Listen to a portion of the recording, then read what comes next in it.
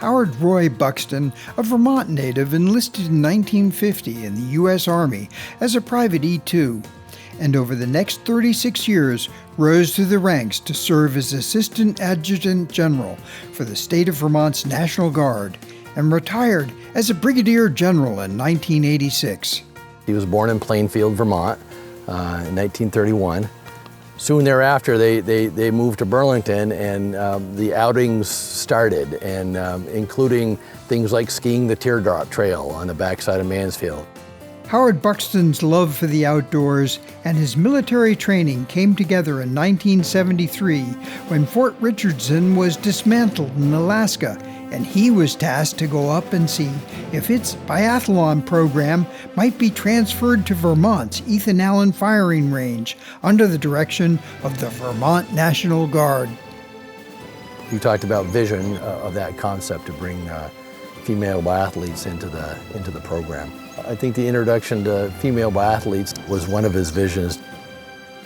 Just a year after he brought the Army biathlon program from Alaska, the Ethan Allen firing range hosted the U.S. National Biathlon Championships of 1974, which the Vermont National Guard team won 3 years in a row. And in 1976, General Buxton traveled to Innsbruck for the first of 8 Winter Olympics that he would be involved in. In 1980, when he was appointed as the chief of competition for biathlon at Lake Placid, there was actually 15 Vermont Guardsmen that were there as part of the team. Under his direction, the Vermont National Guard provided the biathlon infrastructure for those games.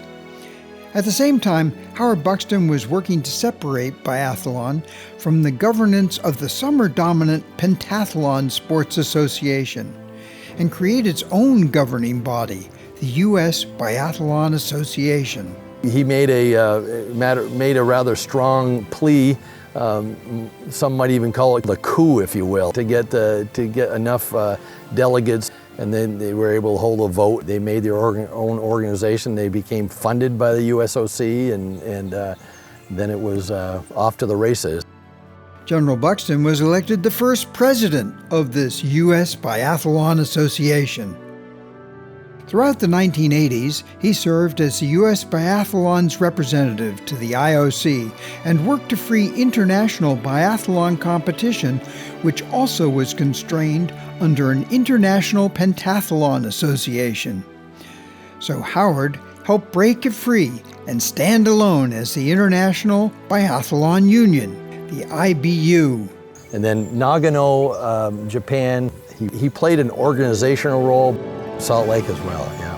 And that was kind of his exit, if you will. Certainly a lot of people have taken it to where it is today. Indeed. Both in the biathlon at Ethan Allen. That's part of the legacy. I think that the success the U.S. biathlon team is seeing these days is attributed to those that came before. And one of those was my dad. It was a pretty special chapter in his life. It's very humbling for all of us to speak on behalf of what he did for the sport of biathlon.